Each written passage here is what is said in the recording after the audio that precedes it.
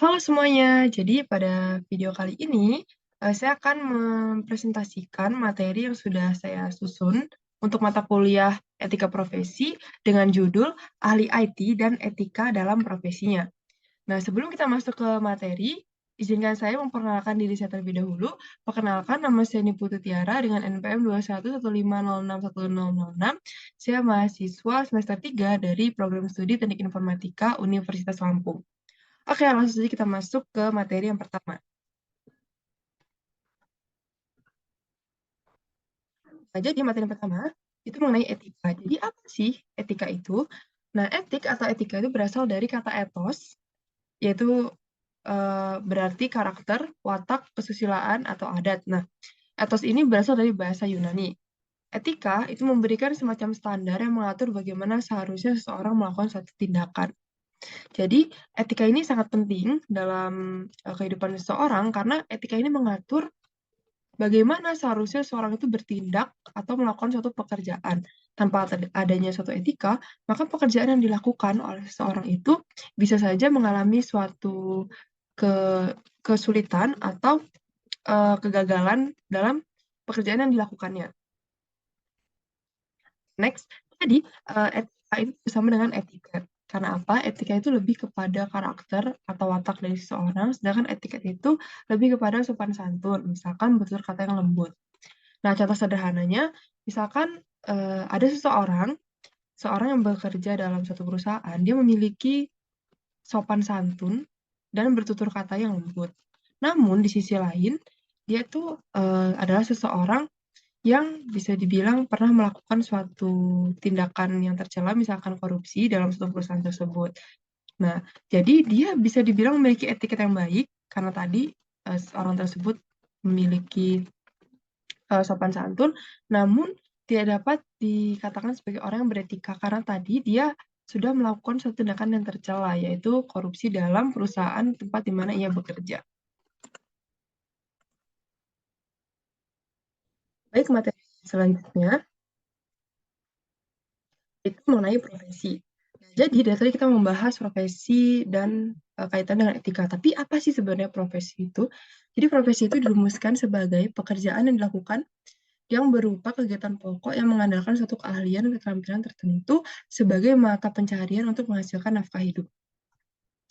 Nah, jadi profesi sendiri ini ditekankan pada suatu keahlian dan keterampilan tertentu sebagai mata pencaharian. Jadi suatu kegiatan yang dia membutuhkan keahlian dan juga keterampilan. Nah, banyak pertanyaan-pertanyaan yang muncul, kira-kira apakah profesi dan pekerjaan itu berbeda? Nah, jadi profesi dan pekerjaan itu berbeda. Karena apa?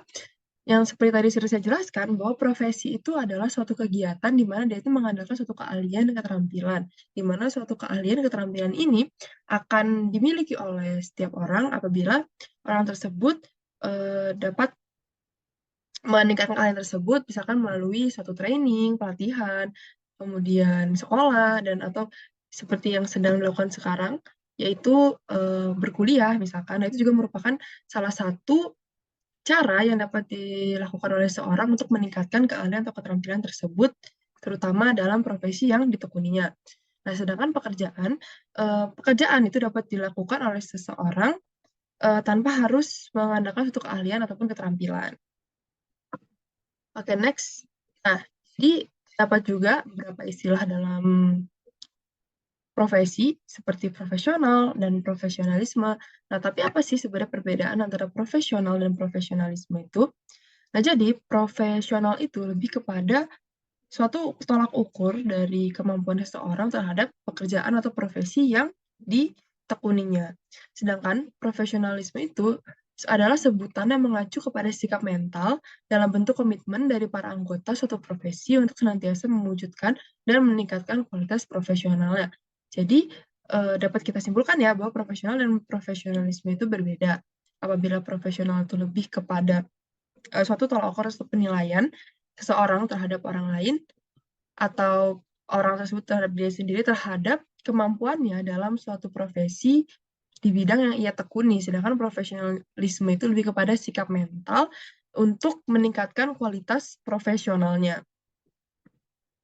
Nah, next, jadi dalam dunia IT, teknologi informasi itu, setiap eee, seseorang yang memiliki keahlian di bidang IT itu harus memiliki prinsip integrity, confidentiality, dan availability dalam TI. Nah, jadi apa sih sebenarnya prinsip integrity, confidentiality, dan availability dalam IT ini? Nah, jadi yang pertama ada integrity. Di sini integrity ini merupakan aspek yang menjamin bahwa data tidak boleh berubah tanpa izin pihak yang berwenang atau authorized. Bisa juga disebut menjaga keutuhan sesuatu yang sudah ditetapkan sebelumnya. Nah, jadi seperti yang kita ketahui nih, di dunia IT ini memang tidak jauh-jauh dari yang namanya data. Terutama oleh seorang database engineer, itu memegang banyak sekali data yang bahkan data-data tersebut itu merupakan data-data penting dan juga data rahasia. Nah, oleh karena itu, data-data itu tidak boleh diubah tanpa seizin pihak yang berwenang. Karena apa? Apabila mengubah-ubahnya tanpa izin dari pihak berwenang, itu tentu saja melanggar suatu peraturan atau kesepakatan dalam perusahaan tersebut. Nah, kemudian yang kedua adalah confidentiality, di mana confidentiality ini merupakan aspek yang menjamin kerahasiaan data atau informasi. Nah, kerahasiaan ini dapat diimplementasikan dengan berbagai cara, seperti misalnya menggunakan teknologi kriptografi, dengan menggunakan proses enkripsi atau penyandian pada transmisi data, kemudian pengolahan data atau aplikasi dan database, serta penyimpanan data atau storage. Nah, seperti yang sudah saya jelaskan tadi bahwa memang data ini ada beberapa data yang tidak boleh diketahui oleh pihak lain atau pihak luar dari suatu perusahaan misalkan, ya itu memang harus dijamin kerahasiaannya dan kerahasiaannya dari data dan juga informasi yang ada dalam database tersebut. Selanjutnya adalah availability. Jadi availability ini merupakan aspek menjamin bahwa data itu tersedia ketika dibutuhkan. Nah, jadi pada prinsipnya ketersediaan data dan informasi yang menyangkut kebutuhan suatu kegiatan itu merupakan suatu keharusan untuk menjalankan kegiatan tersebut. Nah, jadi, misalkan untuk contoh sederhana, dalam sebuah perusahaan ini dibutuhkan suatu data untuk menganalisis nih kira-kira bagaimana insight produk yang mereka buat pada saat ini. Nah, para ahli IT atau para ahli yang memegang data lah bisa kita bilang, itu harus menjamin bahwa data tersebut tersedia ketika dibutuhkan. Jadi apabila dibutuhkan untuk dianalisis tersebut, data tersebut harus, tersedia dan dijaga oleh database engineer-nya agar dapat digunakan, oleh perusahaan. Nah, di sini juga akan membahas mengenai di mana kode etik ini sangat, memiliki hubungan yang erat dengan suatu profesi. Karena apabila suatu profesi tidak dilandasi oleh kode etik atau tidak dilaksanakan berdasarkan kode etiknya, tentu saja profesi tersebut, tidak dapat dijalankan dengan baik. Jadi kode etik ini biasanya mengatur hak-hak fundamental dan mempunyai peraturan-peraturan mengenai tingkah laku atau perbuatan dalam melaksanakan profesinya. Nah, kode etik ini dibuat untuk mengatur tingkah laku moral suatu kelompok tertentu dalam masyarakat melalui ketentuan-ketentuan tertulis yang diharapkan akan dipegang teguh oleh kelompok tersebut. Nah, kode etik ini setiap profesi itu memiliki kode etiknya masing-masing dan diatur oleh lembaganya masing-masing. Untuk ahli IT atau ahli teknologi informatika di Indonesia sendiri diatur oleh IAII atau Ikatan Ahli Informatika Indonesia. Nah, jadi di sini saya akan membahas mengenai kode etik ahli IT yang diatur oleh IAII. Nah, IAII atau Ikatan Ahli Informatika Indonesia ini menyusun suatu kode etik yang diperuntukkan bagi para ahli informatika yang ada di Indonesia. Nah, adapun kode etik ini disusun dalam 7 bab. Jadi yang pertama ada bab 1 yaitu mengenai landasan, bab 2 perilaku kebangsaan dan kenegarawan, kemudian bab 3 itu perilaku umum, bab 4 perilaku komitmen pribadi, bab 5 perilaku pada masyarakat, bab 6 perilaku pada pekerjaan, dan bab 7 perilaku pada sejawat. Nah, jadi yang untuk bab pertama landasan ini berisi tentang landasan-landasan yang harus dimiliki oleh setiap anggota IAII, seperti landasan-landasan itu Pancasila, kemudian alasan cita-cita pembukaan Undang-Undang Dasar Negara Republik Indonesia, dan sebagainya. Di mana landasan ini memang diberikan kepada anggota IAII agar selalu berdasarkan pada dasar-dasar Indonesia seperti Pancasila. Kemudian yang kedua adalah perilaku kebangsaan dan kenegarawanan. kenegarawanan, di mana ahli informatika anggota AI ini harus berperan dalam membentuk Indonesia dan umat manusia menjadi lebih baik, lebih sejahtera, dan juga lebih bermartabat. Selanjutnya adalah perilaku umum, di mana ahli informatika anggota IAII ini berkomitmen harus berlaku jujur, adil, disiplin, menjamin rahasia, tidak berucap yang merendahkan martabat pihak lain, kemudian tidak bertindak yang merendahkan martabat pihak lain, dan sebagainya.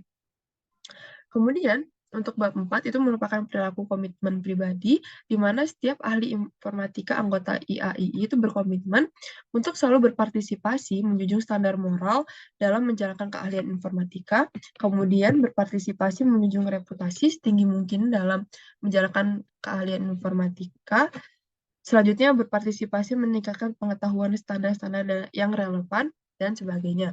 Nah, kemudian perilaku pada masyarakat, bahwa ahli informatika anggota IAII ini berkomitmen untuk berkontribusi pada masyarakat, kemudian tidak melakukan diskriminasi, kemudian menghormati privasi pihak lain, menjunjung kerahasiaan, dan menghormati hak-hak atas karya intelektual.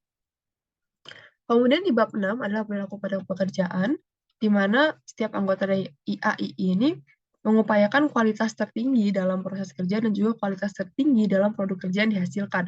Lalu mengupayakan meningkatkan kompetensi profesional, mengupayakan mematuhi peraturan perundang-undangan, lalu mengupayakan menerima review profesional yang memadai, dan sebagainya.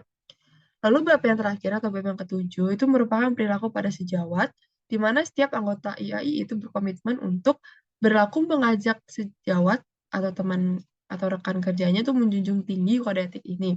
Kemudian membantu sejawat mengembangkan profesionalitas, kemudian menghargai karya sejawat, lalu membantu sejawat untuk peduli dengan standar praktek kerja mutakhir, berlaku tidak merusak reputasi sejawat, dan tidak mencemarkan nama sejawat. Nah, selanjutnya adalah profesi di bidang IT. Jadi dari tadi kita sudah membahas tentang kode etik dalam bidang IT, kemudian profesional bidang IT. Nah, di sini kita akan membahas mengenai profesi yang ada di bidang IT. Dari gambar-gambar ini, bisa kita lihat bahwa bidang IT ini memiliki banyak sekali macam-macam profesinya yang menekuni di bidang IT.